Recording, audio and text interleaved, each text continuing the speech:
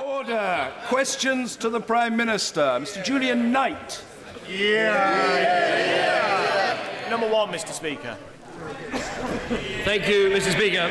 Mr. Speaker, this morning I had meetings with ministerial colleagues and others, and in addition to my duties in this House, I shall have further such meetings later today. Mr. Julian Knight. Thank you, Mr. Speaker. I'd like to echo the sentiments expressed earlier by the Prime Minister and all in this place in relation to Her Majesty the Queen.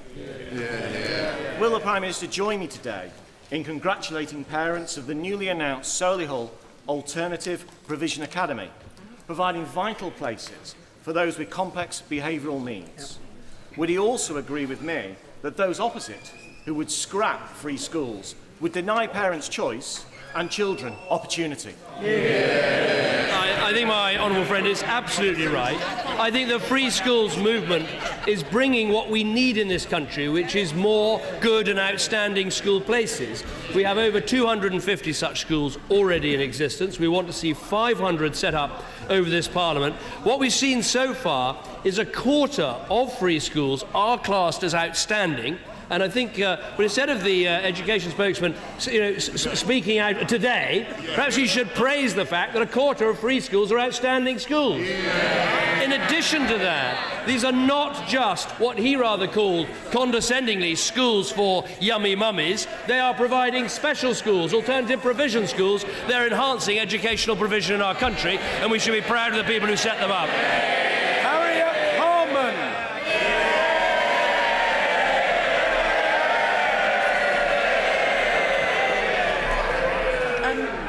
Can I ask the Prime Minister about the refugee crisis? This is the largest movement of people across Europe since the Second World War. Within just 1 month, over 50,000 refugees arriving in Greece and thousands more setting off on foot to go from Hungary to Austria. The Prime Minister committed on Monday that we would accept 20,000 Syrian refugees over the next 5 years. But for these people, 2020 must seem a lifetime away. Can he tell the House how many will be allowed to come to the UK by the end of this year? First of all, Mr. Speaker, before I answer the Right Honourable Lady's question, I'm sure the whole House will join me in paying tribute to her 28 years of front bench service as it potentially comes to an end this week. She has served with distinction in both opposition and government. Twice she stepped into the breach as her party's acting leader. Never an easy job, but she's carried it out with total assurance. She's always been a robust adversary across these dispatch boxes and a fierce champion for a range of issues, most notably women's rights, where she's often led the way in changing attitudes in our country for the better.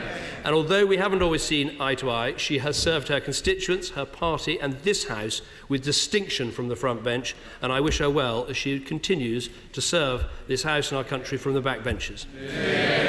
Turning to the specific issue she raised, she's absolutely right. This is the biggest crisis facing Europe. We have to act on all of the areas that she mentions. We have to use our head and our heart. We've committed to taking 20,000 people. I want us to get on with that. There's no limit on the amount of people that could come in the first year. Let's get on with it, but let's recognise we have to go to the camps. We have to find the people, we have to make sure they can be housed, we have to find schools for their children, we have to work with local councils and local voluntary bodies to make sure that when these people come, they get a warm welcome from Britain. Harriet Harman.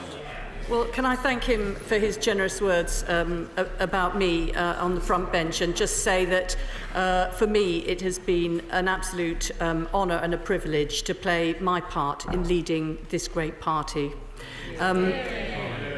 We have to do all those things that he set out in relation to the refugees, but we still do need to know, and we need to have a commitment about the number that we will take this year. This is an urgent crisis. If he can't give us a number today, can he at least commit to go away and consult with local authorities, throughout government, with voluntary organisations and charities, and come back in a month and say how many this country will take this year? It's welcome that the Prime Minister has said we will take in Syrian refugees from the camps in the region, but he's ruled out those who've already made it to southern Europe.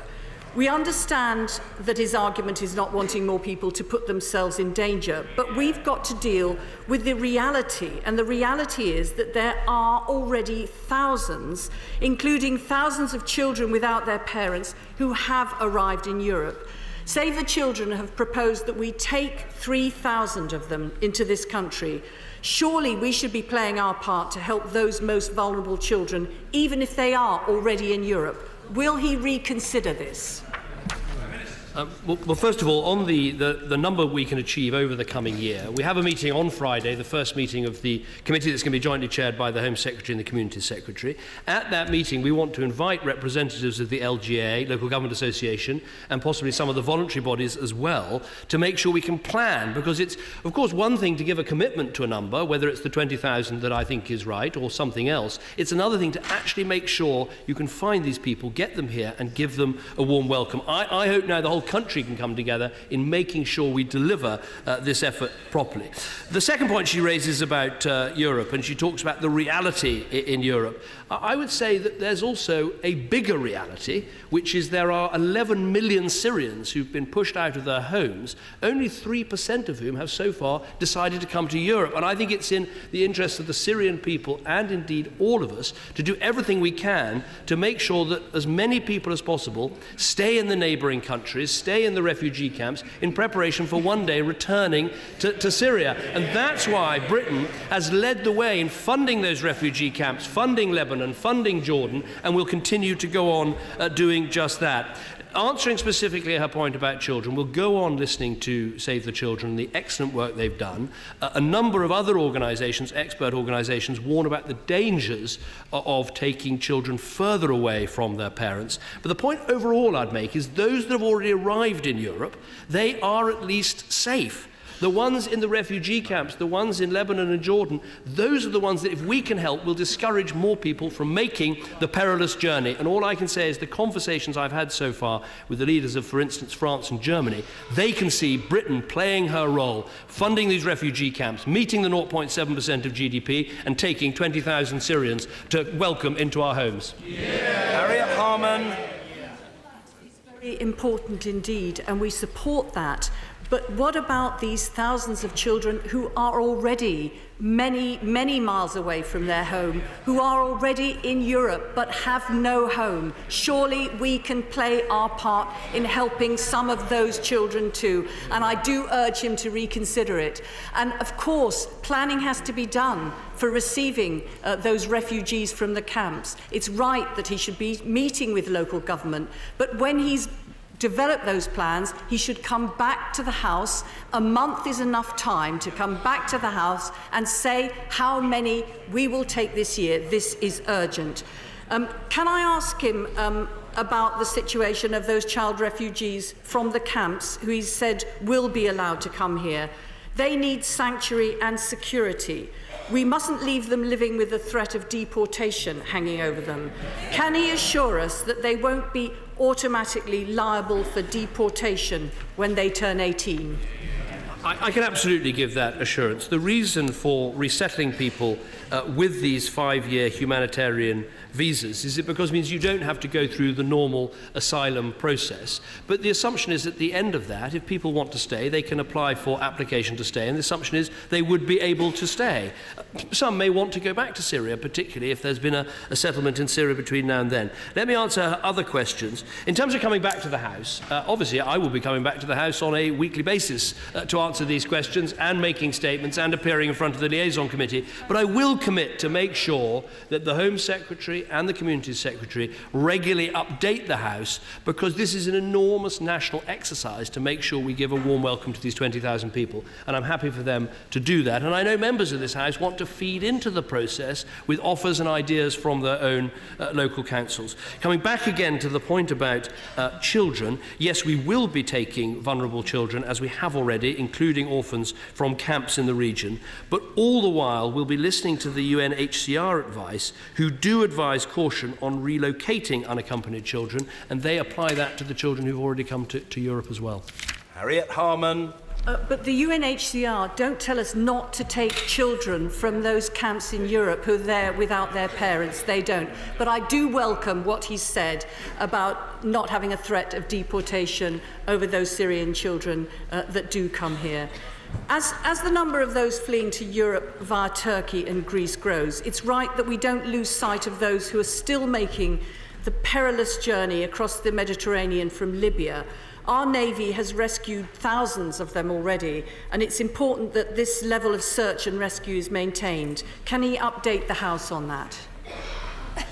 The update I can give is that so far I believe we've rescued 6,700 children. First this was with HMS Bulwark, the flagship of the Royal Navy. Bulwark was replaced by HMS Enterprise, but Enterprise has continued this very good work and will continue in doing this work with allies and others as long as is necessary. We're also using the 2 border force cutters. But I think we should all be honest with ourselves and recognise that we have to, particularly in the case of economic migrants leaving on the African route, we do need to break the link between those people getting on a boat and getting settlement in Europe. All the evidence from these sorts of migration crises in the past, particularly the example of Spain and the Canary Islands, you do need a way of returning people to Africa who are not fleeing for their lives but are leaving for a better life. Because if you can't break that link, an increasing number of people will still want to make that perilous journey.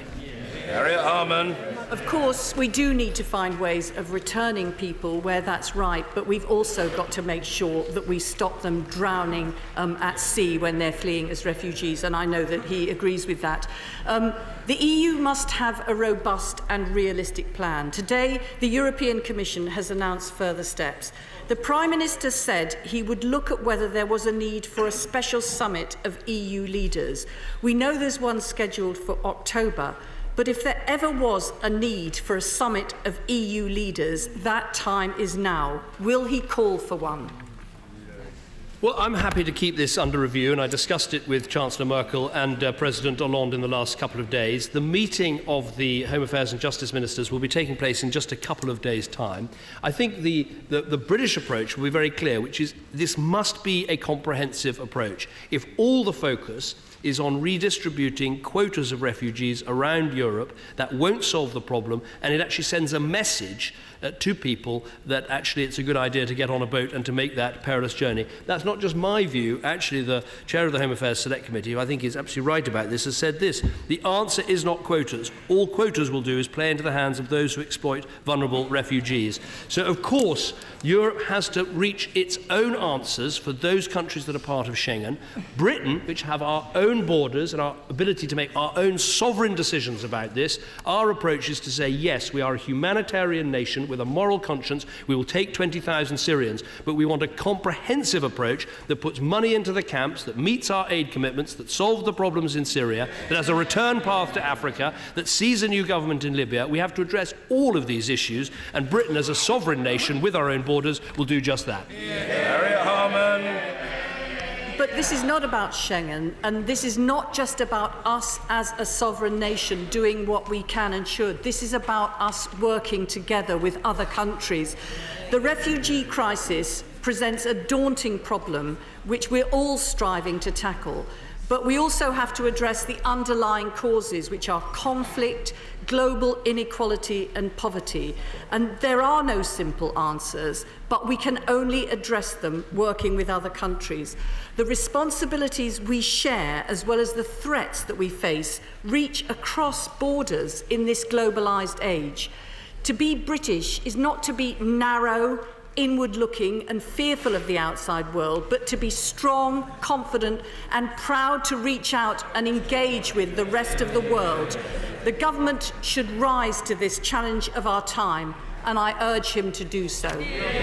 I agree with every word of what she's just said, and I would say that Britain, uniquely amongst countries in the world, actually meets our 2% NATO spending target, so we can play a role in terms of defence and helping to secure these countries, and we reach our 0.7% GDP of spending on aid. No other country in the world meets those two, major country in the world meets those two targets, and I'm proud that we do. She talks about going to the causes of these crises, and she's absolutely right about that. We have to be frank, particularly the Eastern Mediterranean crisis is because Assad has butchered his own people and because ISIL have in their own way butchered others, and millions have fled Syria. And we can do all we can as the moral humanitarian nation at taking people and spending money on aid and helping in refugee camps, but we have to be part of the international alliance that says we need an approach in Syria, which will mean we have a government that can look after its people. Assad has to go,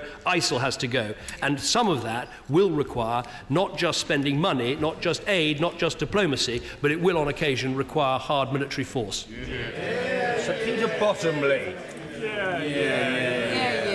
I think the last exchange is the most important. We, with other countries, have moral and practical responsibilities. My right honourable friend has said that we're presently the only country meeting both the commitment to the world's poorest and on military spending. And I think it'd be helpful if you could explain how each helps us deal with the situation in Syria and around it.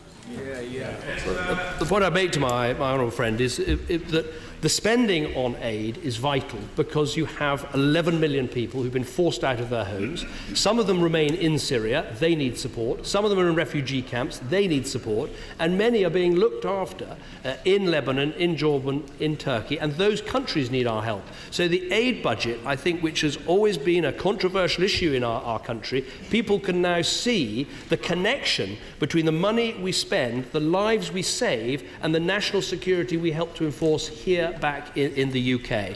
The point I'm making is not to change the debate now about what happens next in Syria, but we just have to keep thinking about the fact that there is nothing in the end that will make ISIL go away other than a confrontation, which we're seeing in Iraq, we're seeing in Syria, and I think we should be clear that ISIL being degraded and destroyed and ultimately defeated is in not just this country's interest, but in the interest of civilization more broadly. Robertson. Thank you very much, Mr. Speaker. The threat level from terrorism is listed as severe in the UK, and there are many challenging decisions for the Prime Minister to take in protecting public safety and for Parliament to consider. It's taken 4 months for the re-establishment of the Intelligence and Security Committee. Can the Prime Minister explain what role he hopes that committee will fulfil? Well, the honourable gentleman is absolutely right that the current level in terms of threat is severe. That means that we believe an attack is highly likely. These levels are set independently of government. And the Intelligence and Security Committee does very important work, and there's a motion on the order paper today to see its re-establishment. And I very much hope that he will be part of that committee and will be able to be briefed in the way that other members of that committee are briefed. Is there a role for the Intelligence and Security Committee, which we've already expanded, to do even more to scrutinise the actions of the intelligence services and the government? That may well be the case. As I announced on Monday, what has happened, what we have done in terms of this strike against a British citizen in a country against which we are not currently at war is a new departure. And I think it's important these things are properly scrutinised. I would argue the first way of scrutiny is for the Prime Minister to come to the House to question him. That is accountability. But is there a role for the ISC to look at these things, not current operations, but to look at these things? I'm very happy to discuss that with the new chair of the ISC, who I hope will be appointed in the coming days. Sir Angus Robertson. The Prime Minister talked about the importance of the Intelligence and Security Committee and parliamentary oversight and scrutiny. We learnt this week of a new UK policy of drone strikes against terrorist suspects in regions where there is not parliamentary approval for general military action. Will the Prime Minister provide all relevant information to the Intelligence and Security Committee so it can conduct a review? As I've just said, I'm happy to discuss that with the chairman of the committee when they are, I said appointed, what I meant to say was elected by the members of that committee, because that is what rightly happens. I'm happy to do that. The only proviso I'd put on is that the Intelligence and Security Committee cannot be responsible for overseeing current operations. I mean, the responsibility for current operations must lie with the government, and the government has to come to the House of Commons to explain that. I'm not going to contract out our counter-terrorism policy to someone else. I take responsibility for it, but I think it is important, after these events have taken place, that the ISC is able to make these sorts of investigations. Rebecca Powell. Thank you. Thank you, Mr. Speaker. A slight change of tack. Over the past weeks, I've been meeting with farmers across Taunton Deane facing severe difficulties owing to falling commodity prices in many sectors: lamb, beef, arable and dairy. These industries are a lifeblood in my constituency. Could the Prime Minister please give assurances that all efforts are being made to help these industries through this particularly tricky time? Farmers having been campaigning on the streets recently to highlight their straits. Well, my honourable friend is absolutely right to raise this, because low commodity prices are causing problems for farmers here in the UK, but also right across the European Union. We led calls in the Council of Agricultural Ministers in Brussels yesterday for urgent action, and there is going to be a €500 million package of measures to help farmers. Here in the UK, we've obviously taken steps to help, which include the grocery code adjudicator to make sure we get a fair deal with the supermarkets, to make sure we do more on public procurement, to make sure that where possible, public authorities are buying British food because it's of such high quality, and also what the Chancellor said in the budget about making sure we look at the tax treatment of farmers to try to give them a better deal at this difficult time. The Abrahams. 2 weeks ago, the Work and Pensions Secretary's Department not only admitted to falsifying testimonies in leaflet, but they also published data on the deaths of people on sickness benefit, which showed that they are 4 times more likely to die than the general population. This was after the Secretary of State told this House that these data did not exist. Given this and his offensive remarks earlier this week, referring to people without disabilities as normal, when will the Prime Minister take control and respond to my call for the Work and Pensions Secretary to be investigated for breaching the ministerial code? Well, first of all, let me deal very directly with the publication of this data. This data was published because I promised at this dispatch box it would be published in a way that it was never published under any Labour government. That is the first point. And I also think we should be clear about what this data shows. It does not show people wrongly being assessed as fit to work. It does not show people dying as a result of their benefits taken away. If you listen to the organisation Full Fact, they said this. I have to say to honourable gentlemen, 2 newspapers have printed that fact and had to retract it. So I think actually people should look at the facts. And the fact-checking organisation says this: it was widely reported that thousands of people died within weeks of being found fit for work and losing their benefits. This is wrong. Perhaps you should read that before asking our next question. Mr. David Davis. In 2011, the Prime Minister quite rightly confirmed to the House that the Wilson Doctrine, the prohibition on the electronic monitoring of members of Parliament, was still in force. Unfortunately, in July 24th of this year, the government's own lawyer, Mr. James Eadie QC, stated in the Investigatory Powers Tribunal, in answer to a complaint from the Honourable Lady, the member for Brighton Pavilion, that the Wilson Doctrine is not legally binding, cannot work properly, and accordingly places no obligations on the intelligence agencies. This is clearly inconsistent with the Prime Minister's previous statement. Can he clarify the status of the doctrine to the House today and confirm it has real meaning? I've got nothing to add to comments I've made about this issue before, but I'm very happy to write to the honourable gentleman and set out the position. Caroline Lucas. Mr. Speaker, the ongoing harrowing refugee crisis is fuelled by conflict, which in turn is powered in part by the global arms trade. The UK has supplied weapons being used in many areas from which people are now fleeing, including Yemen and Libya. So in the week that London will once again host the largest arms fair in the world, isn't it time the government recognised the link between arms sales and the terrible tragedy that we're seeing unfolding around us? I would say to the honourable lady, first of all, we have some of the strictest rules anywhere in the world for selling arms to other countries. But if she thinks that the reason why so many people are fleeing Syria is something to do with the arms trade, the fact is it's because Assad is butchering his own people. It's because we've got an Islamist extremist terrorist organisation running a large part of two countries, Iraq and Syria. Those are the problems that we have to confront, rather than pretending it's about something else. Andrea Jenkins. Topic UK is a social enterprise in my constituency that is expanding into South Yorkshire and London. The Northern Powerhouse and devolution should be about developing growth and prosperity right across England. North of England. Can I ask the Prime Minister when he hopes to see a metro mayor in our area, and how devolution will stimulate growth for businesses like this in the region? Well, I think there's a real opportunity in this Parliament to make some decisive steps towards rebalancing our economy and building the Northern Powerhouse that we have spoken about. And a big part of that is devolving power to local government, and specifically to mayors that can be accountable to their local communities and have new powers and new resources to drive economic growth in their areas. We've already had over 30 areas making proposals, as well as city regions, and I think this is a very exciting development for genuine decentralisation in our country, and I very much hope West Yorkshire will be in the vanguard. Dr. Ely Whiteford.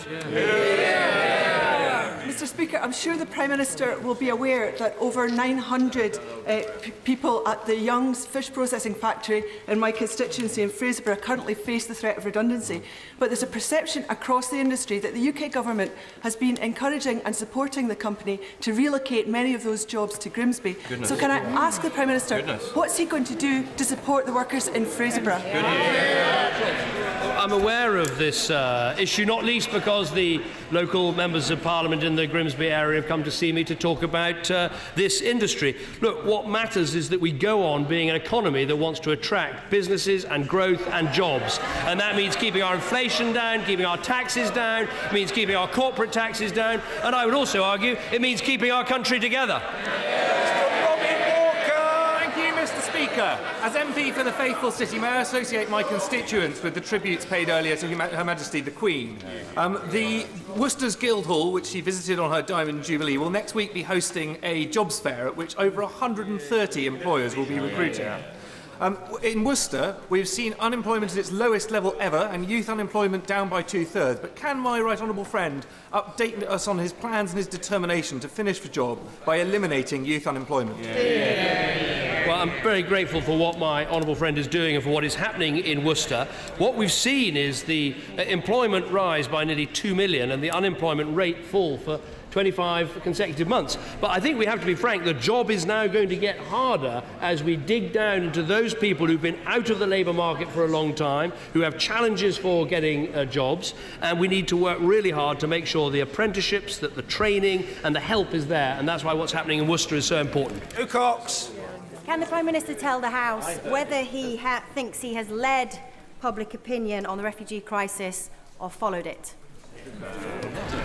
I would simply argue that this government is doing the right thing, and we've done it consistently. To be frank, public opinion hasn't always supported the 0.7% that we give of our GDP to aid. And even in the most difficult of economic circumstances, it was this government, led by a Conservative Prime Minister, that kept the promises that we made to the world's poorest. Thank you, Mr. Speaker. Will the Prime Minister join me in welcoming the Chancellor's announcement of funding to kick-start improvements to the North Devon Link Road? And does he agree with me that this is a vital project if we're to continue with the economic growth and jobs which his economic policies are already delivering? Well, one of the things that struck me on the many visits I made to his constituency in the run-up to the last election is that the communities in North Devon and the coastal towns of North Devon are completely reliant on the North Devon Link Road. It's an absolutely vital artery, and that's why it's so good that there is this £3 million of funding to develop the business case for improvements. And what I will say to him is we'll keep on this because we know just how vital this road is. Yes. Every year, thousands of people have medical emergencies outside of hospitals. When it's a cardiac arrest, every minute without CPR or defibrillation reduces survival chances by 7 to 10%. First aid is a true life skill. The majority of teachers and parents support the teaching of emergency first aid in schools. Will the Prime Minister look closely at my private member's bill, which aims to do that and make every child a lifesaver? Now, I will certainly look closely at her private member's bill, because the truth is that this is a real lifesaver. The availability of CPR equipment, whether it's in village halls or in pubs or in schools, can save, or sports clubs, can save many, many lives. That's why there was £1 million in the budget to be used for buying defibrillators for public spaces and schools and for training. And I'm sure that many schools will want to take advantage of this. Nigel Adam. Thank you, Mr. Speaker. The Prime Minister will be aware that the new owners of Eggborough Power Station in my constituency are consulting over the closure of a station which provides 4% of the country's electricity. This comes on top of the announcement that Ferrybridge Station, adjacent to my constituency, is to close, and also Longannet in Scotland. Drax Power Station is taking legal action against the government over changes to the tax regime. The reality is that these power stations are being taxed out of existence, and we are potentially walking into power capacity issues next year.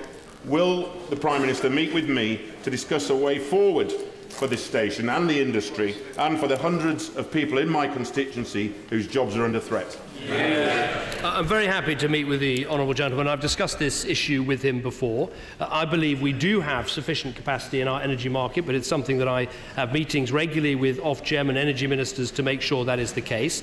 I think we do have this difficult situation of wanting to see, over time, a phasing out of unabated coal. That does need to happen if we're going to meet our carbon emissions. But also, when it comes to replacing in these power stations coal with some of the renewable technologies, we need to make sure this is affordable. We've got to make a judgment about how much we're prepared to add to consumers' bills, because in the end, this has to be paid for. Nick Dakin. Thank you, Mr. Speaker. The UK steel industry is currently facing huge challenges. In Scunthorpe, 25,000 people rely on steel. Will the Prime Minister call a steel summit to show that his government will stand up for steel and take the action necessary to secure its future? Well, I've discussed this issue with the honourable gentleman before, and I'm sure we will meet and discuss this again. What the government can do is help the energy-intensive industries with their energy bills, and we put £35 million towards that. We've also set out in our infrastructure plan the infrastructure needs of the country, so that steel consumers can plan for how much needs to be produced, and we'll go on doing everything we can to support this vital industry. Andrew Bingham. Thank you, Mr. Speaker. The railway station of Gloucester and Hadfield in my constituency are the third and fifth busiest in Derbyshire. The constituents who use these stations have just been advised of a change in the available rolling stock. What can my right honourable friend do to ensure that the successful bidders for the new franchise can continue to offer as good a services as they're available now, and maybe even better? Well, I think my honourable friend is absolutely right to raise this, and the whole point about the franchise process for the new Northern franchise is to see an improvement in the services. We've already spoken about getting rid of the Pacer trains, which I know is going to be very popular in the north of England, and we're going to be adding an extra 1,500 services a day. We want to increase the morning peak capacity by a third, and as I've said, see those outdated Pacer trains retired. I think that is a good programme, and one we hope we can secure through this franchise. Smith. Thank you, Mr. Speaker. Experts say that delivery of the electrification of the main line between Paddington and Swansea is slipping. So how's the Prime Minister going to get this project back on track and budget by the delivery date of 2018? We are committed to this electrification all the way to Swansea. We're making record investments in our railway line, and many of us, including members opposite, were privileged to be at Newton Aycliffe to see the opening of the Hitachi factory that will be providing the state-of-the-art trains. Not trains built in Japan, but trains built here in Britain, with 700 new jobs in the northeast of England. Thank you, Mr. Speaker. Does my right honourable friend recall, in the debate about Syria 2 years ago, there were voices around this chamber who argued that the conflicts in Syria and elsewhere were nothing to do with us and they shouldn't involve us? Isn't it clear that the failure of Western security strategy in the Middle East and elsewhere is the main driver of this migration crisis? And can I endorse his requirement for a full spectrum response to ISIS, and would he consider actually setting this out in a comprehensive white paper in order to lead world opinion? Well, first of all, what I'd say to the honourable gentleman, we should be very clear about who is responsible for the refugee crisis in Syria, and I would lay it firmly at the door of Bashar Assad, who assaulted his own people, and ISIL, who even today are throwing gay people off buildings, raping women, terrorising communities and driving people to take to the road and leave their country. They are the ones responsible, but he makes an important point, which is that when we don't involve ourselves in these issues and take difficult decisions, that is a decision in itself. And it has consequences, and that's what I hope we can debate and discuss in the coming months. He talked about white papers and the rest of it. There are many different ways of presenting this information, but I think we need to look at all the arguments for what he would call and what I would call a comprehensive approach to these issues. Daniel Zeichner. Mr. Speaker, our sixth form colleges do a great job, but they're not protected by the education ring fence. That means a sixth former in my constituency has lost almost 20% of their funding over the last 5 years, in some places almost 30%. What's the Prime Minister got against sixth form colleges? I'm fully in favour of sixth form colleges, and that's why actually, unlike previous governments, we've gone quite a long way to equalise the funding between sixth forms in secondary schools and sixth forms in colleges. We've made a lot of progress. We're just days away from the start in England of the world's third largest sporting event, the Rugby World Cup. In addition to wishing luck to all of the home nations, will the Prime Minister agree that this represents a great economic opportunity to my town, whereas we welcome visitors from around the world to the birthplace of the game? I certainly am looking forward to the warm welcome that Britain will give to rugby fans from around the world.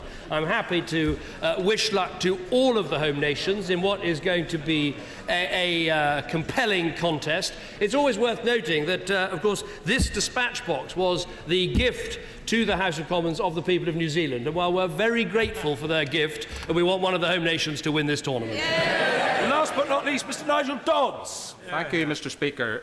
The Prime Minister will be aware that the situation in Northern Ireland, already grave following the IRA murder in August in Belfast, has escalated to new heights with the arrest today of the chairman of Sinn Féin in connection with that incident, and indeed other leading members of Sinn Féin. We warned about this earlier this week.